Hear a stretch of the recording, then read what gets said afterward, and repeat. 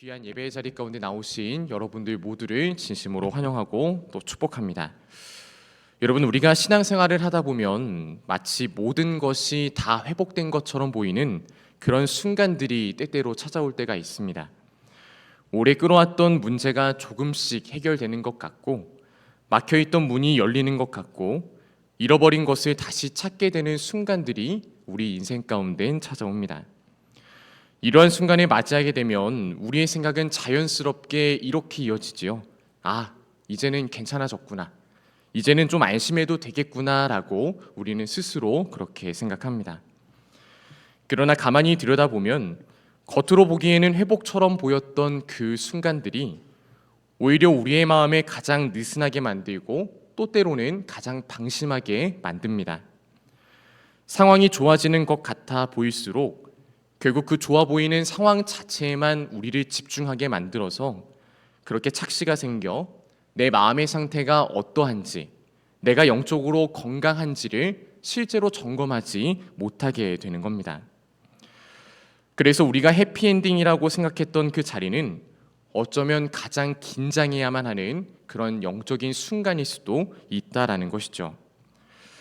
오늘 본문의 말씀은 그러한 순간을 우리에게 소개해 주고 있습니다. 사람들이 이제는 다 됐다, 이제는 괜찮아졌다라고 말하는 때에 결국 그것이 끝이 아님을 하나님은 사람이 주목하고 있는 것을 보시는 것이 아니라 전혀 다른 것을 보고 계심을 우리에게 알려주고 있는 겁니다. 바라기는 이 새벽 하나님의 말씀 앞에 서는 우리들 모두가 눈에 보이는 결과만 보고서 우리가 안심하는 것이 아니라 그러한 자리 가운데 하나님이 우리에게 무엇을 보게 하시는지, 그리고 내 마음을 그러한 때에 어떻게 돌이키기를 원하시는지 함께 귀 기울일 수 있는 귀한 은혜의 시간이 될 수 있길 간절히 소망합니다. 오늘 본문에 보면 마침내 여호와의 언약궤가 돌아오는 그러한 장면을 소개해 주고 있습니다. 바로 블레셋 땅을 떠나서 이스라엘 땅 벳세메스로 그 언약궤가 돌아오는 장면을 말입니다. 블레셋에서 여러 성읍을 돌며 재앙을 일으켰던 이 언약궤가 이제는 이스라엘 밭 가운데 추수하는 사람들 앞으로 지나가게 됩니다. 여러분, 이 장면을 보던 이스라엘 백성들은 과연 어떠한 생각을 하였을까요? 드디어 모든 것이 다 제자리로 돌아오는구나, 하나님이 우리 품에 오셨다라고 아마 그들은 생각하였을 겁니다. 언약궤가 떠났을 때 이가봇, 영광이 떠났다라고 말했던 그들이 이제 자신들에게로 언약궤가 돌아왔으니 그 잃었던 영광도 우리가 되찾았다라고 생각했을 것이기 때문입니다.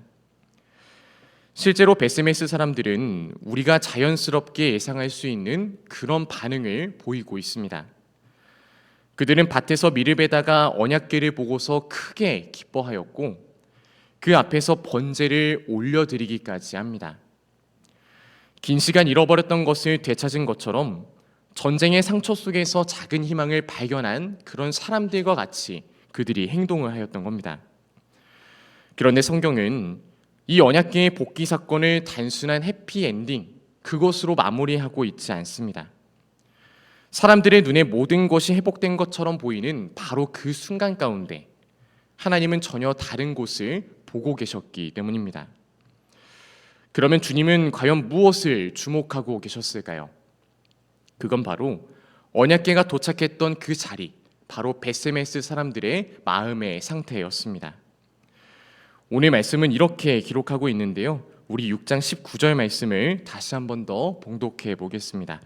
6장 19절 말씀 우리 함께 봉독하겠습니다. 벳세메스 사람들이 여호와의 길을 들여다본 까닭에 그들을 치사 50,000명을 죽이신지라. 여호와께서 백성을 쳐서 크게 사륙하셨으므로 백성이 슬피 울었더라. 아멘. 여러분, 성경은 무엇이라 말씀하고 있나요? 언약궤가 돌아왔던 그 벳세메스라는 도시 가운데 그 사람들이 여호와의 길을 들여다보았다라고 증언하고 있습니다. 그리고 그들의 이러한 행위 때문에 많은 사람들이 죽임을 당하게 되었다라고까지 이야기하고 있죠. 그렇다면 왜 기쁨의 순간 직후에 이러한 비극적인 사건이 그들이 머물고 있는 자리에서 발생을 하게 된 걸까요? 그 이유는 그들이 언약궤를 다루었던, 또한 그것을 대하였던 태도로부터 비롯됩니다. 그들은 하나님의 언약궤를 경외함으로 대하지 않았습니다. 하나님 앞에서는 그런 경건한 마음으로 다가간 것이 아니라 단지 인간적인 호기심, 이 신비로운 물건 가운데 무엇이 담겨 있기에 그런 재앙이 일어났고 또한 이것이 스스로 돌아올 수 있었을까라는 그런 호기심의 대상으로서 하나님의 언약궤를 바라보았던 겁니다. 즉 그들의 마음 깊은 곳에서 하나님을 향한 경외심보다는 하나님을 가볍게 다루는 그러한 태도가 그들의 삶 가운데 자리하고 있었던 것이죠. 그래서 그들은 주저함 없이 이 언약궤에 손을 댈 수밖에 없었고 또한 그 안을 들여다보는 일에 있어서 거리낌이 없었던 겁니다. 하나님은 이러한 그들의 불경함을 그냥 넘어가시지 않으셨습니다. 결국 경솔한 행동의 대가로 많은 이들이 죽임을 당하게 하셔서 기쁨의 자리였던 그곳이 순식간에 슬픔과 두려움의 자리로 바뀌게 하셨습니다. 사랑하는 성도 여러분, 우리는 여기서 매우 중요한 사실 한 가지를 확인하게 됩니다. 그건 바로 하나님은 자신을 안다고 말하는 그 백성에게, 택함을 받았다고 고백하는 사람들에게 더 엄중하게 거룩을 요구하신다라는 겁니다. 여러분, 무엇을 요구하신다고요? 거룩을 요구하십니다. 언약궤를 빼앗아갔던 블레셋에게 재앙을 내리신 그 하나님께서 이번에는 언약궤를 가볍게 다룬 이스라엘에게도 더 무서운 징계, 죽음이라는 징계를 내리고 계신 겁니다. 여러분, 하나님은 너희는 내 편이니까 내가 봐줄게, 너희는 내 편이니까 내가 그냥 용서해 줄게 라고 선언하시는 분이 아닙니다.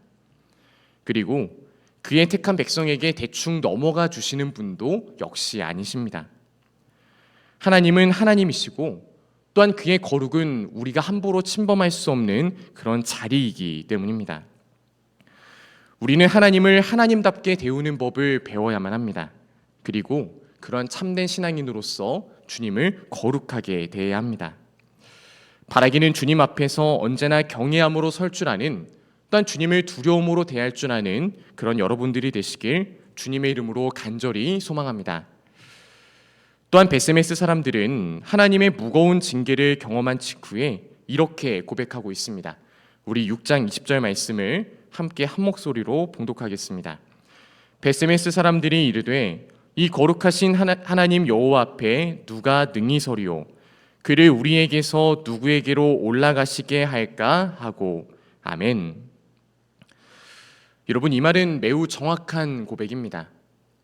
하나님이 정말로 얼마나 거룩한 분이신지, 그리고 그 앞에 서는 일이 얼마나 두렵고 또 떨리는 일인지를 그들은 이 사건을 통해서 그들 주변의 인들이 많은 죽음을 당한 이후에 깨달은 것처럼 보입니다.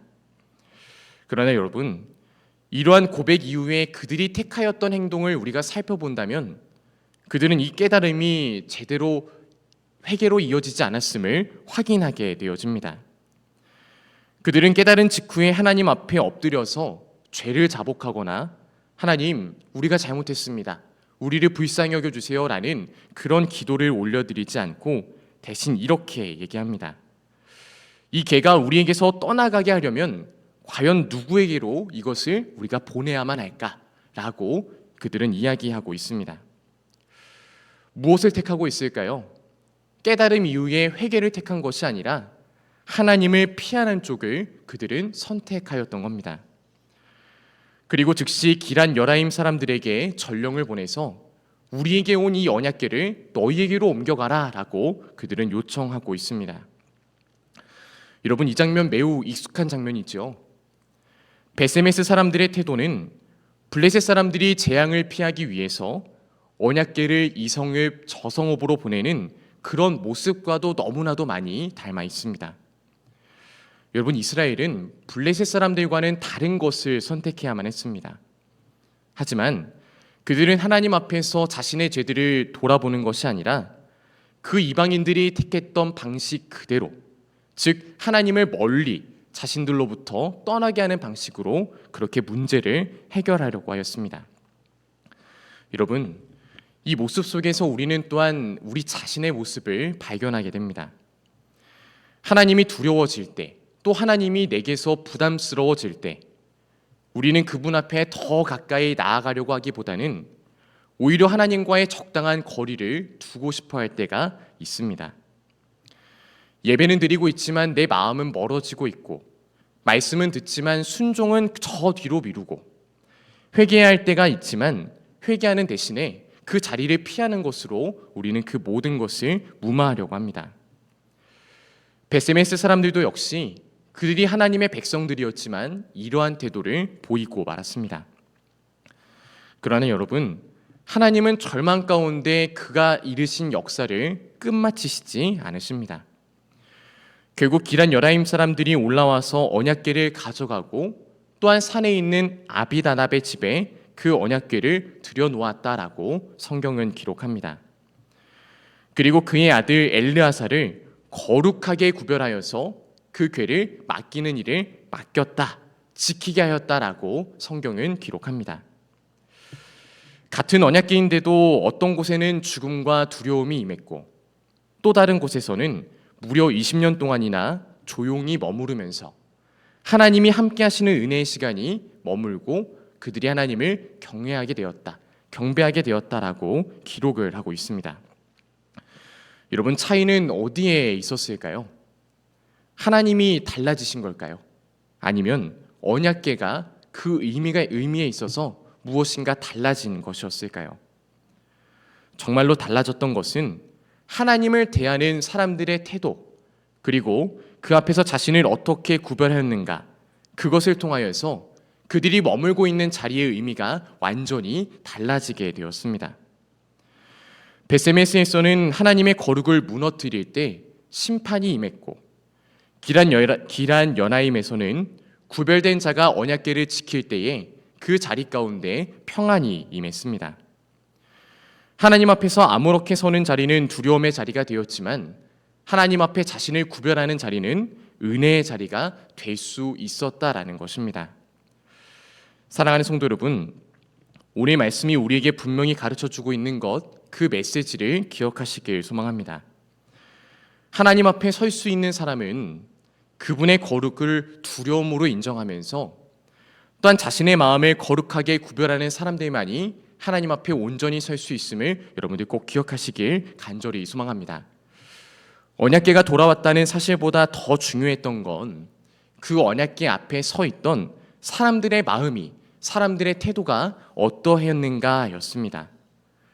즉, 그들에게 주어졌던 환경이 회복되는 것보다 더 중요했던 것은 하나님 앞에 있었던 그들의 삶의 모습이었다라는 겁니다. 이 새벽 바라기는 여러분들 각자의 마음을 한번 돌아볼 수 있길 소망합니다.